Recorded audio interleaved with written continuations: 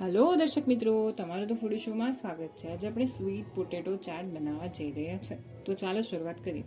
આપણે એક પેન લીધું છે, જેમાં આપણે ઓઇલ કે બટર તમને જે પસંદ હોય તે ગરમ કરવા મૂકશું અને તેની અંદર આપણે સ્વીટ પોટેટો એડ કરી દઈશું।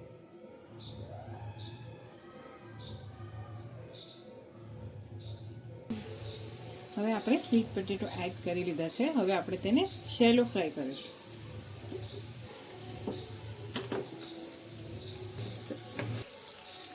હવે આપણે આને પલટાઈ લઈશું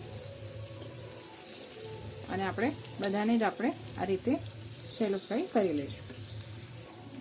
આ આપણા શેલો ફ્રાય થઈ ગયા છે। હવે આપણે તેની ચાટ બનાવીશું। તો હવે આપણા જે આપણે સક્કરિયા આપણે ફ્રાય કર્યા છે તેની અંદર ચાટ બનાવવા માટે આ વસ્તુ આપણે એડ કરીશું, જેમાં દાડમ, ડુંગળી, સિંગદાણા, લાલ મરચું, ચાટ મસાલો, જીરું પાવડર, મીઠું અને લીંબુ આપણે લીધું છે। તેની સાથે સાથે આપણે ગ્રીન ચટણી અને આંબલીની ચટણી પણ લીધી છે, તે પણ એડ કરીશું। સ્વીટ પોટેટો આપણું શક્કરિયું આ રીતે ફ્રાય કરીને લઈ લીધું છે।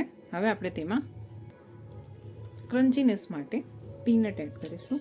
આપણે સિંગદાણા લીધા છે તો એડ કરી લઈશું।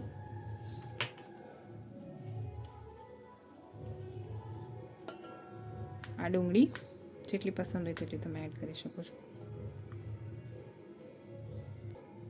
આ આપણે જીરું પાવડર રોસ્ટેડ લીધું છે,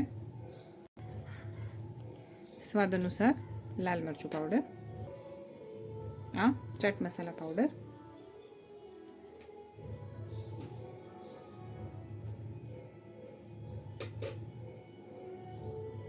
સ્વાદ અનુસાર મીઠું એડ કરીશું અને થોડો લીંબુનો રસ એડ કરીશું।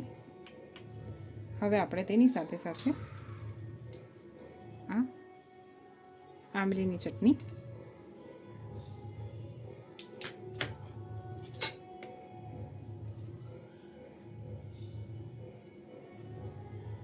અને આ ગ્રીન ચટણી એડ કરીશું।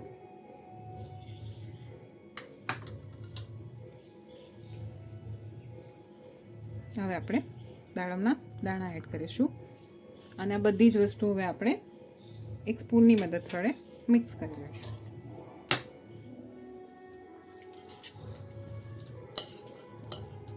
ધાણા અને દાડમની મદદ વડે અને મિક્સ કર્યા પછી ગાર્નિશ કર્યું છે। હવે તમને પ્લેટમાં સર્વ કરીને બતાવીશું।